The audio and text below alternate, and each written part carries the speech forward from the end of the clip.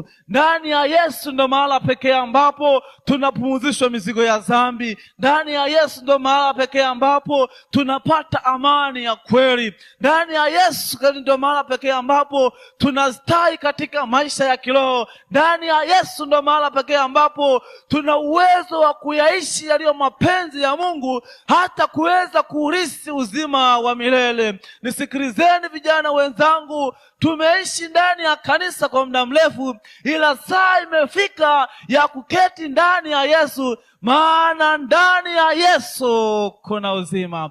Maana ndani ya Yesu kuna amani ya kweli. Ndani ya Yesu ndio kuna tumaini la kweli. Ulimwengu unaweza kukupa matumaini, lakini matumaini la kweli linapatikana kwa Yesu. Kwa hiyo kijana wenzangu naye nisikiliza, njoo kwa Yesu. Yesu yuko tayari kukupokea jinsi ulivyo.